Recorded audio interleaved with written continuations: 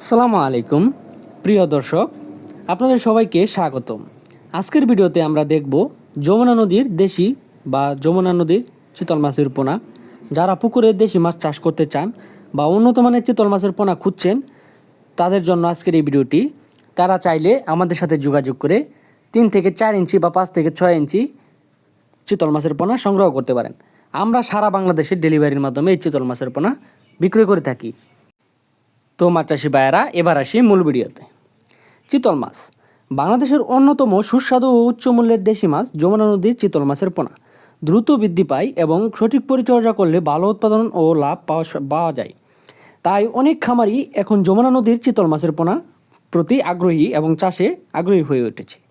আমাদের এখানে রয়েছে সুস্থ, সবল ও মানসম্মত চিতল মাছের পোনা। প্রতিটি পোনা যত্ন সহকারে সংগ্রহ এবং পরিচর্যা করা হয় যাতে আপনার পুকুরে ছাড়ার পর ভালোভাবে বেড়ে উঠতে পারে। পোনা মজুত করার আগে অবশ্যই পুকুর ভালোভাবে প্রস্তুত করুন এবং পরিষ্কার পানি, পর্যাপ্ত অক্সিজেন এবং সঠিক খাবার নিশ্চিত করলে মাছ দ্রুত বৃদ্ধি পাবে এবং রোগের ঝুঁকি কম থাকবে। এবার আসি, আপনারা এই চিতল মাছের পোনা শতকে কত পিস দিবেন। আপনারা চাইলে যদি মিশ্র চাষ করেন তাহলে শতকে 40 থেকে 50 পিস, আর যদি একক চাষ করেন তাহলে 100 থেকে 120 পিস বা 25 পিস মিশ্রভাবে এককভাবে চাষ করতে পারেন।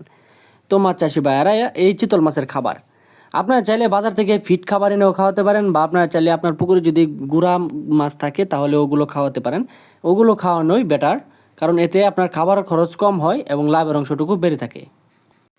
তো মাছ চাষি ভাইয়েরা, আমরা এই চিতল মাছের পাশাপাশি আরও নানা প্রকার মাছের পোনা সারা বাংলাদেশে ডেলিভারির মাধ্যমে পৌঁছে দিয়ে থাকি। যেমন যমুনা নদীর চিতল মাছের পোনা, যমুনা নদীর আইড় মাছের পোনা, বোয়াল মাছের পোনা এবং ক্যাটফিশ জাতীয় মাছ, দেশি শিং, দেশি গুলশা, দেশি ট্যাংরা, ভিয়েতনামি কই, ভিয়েতনামি শোল, দেশি শোল এবং থাই পাঙ্গাস মাছের পোনা এবং অরিজিনাল মনুসেক্স তেলাপিয়া মাছের পোনার পাশাপাশি বাংলা কার্প জাতীয় সকল ধরনের মাছের পোনা আমরা সারা বাংলাদেশে ডেলিভারির মাধ্যমে পৌঁছে দিয়ে থাকি।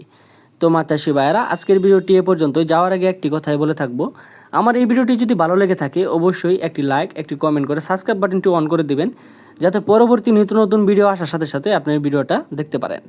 তো মাছ চাষি ভাইয়েরা, আজকের ভিডিওটি এ পর্যন্তই। সবাই ভালো থাকবেন, সুস্থ থাকবেন। আল্লাহ হাফেজ।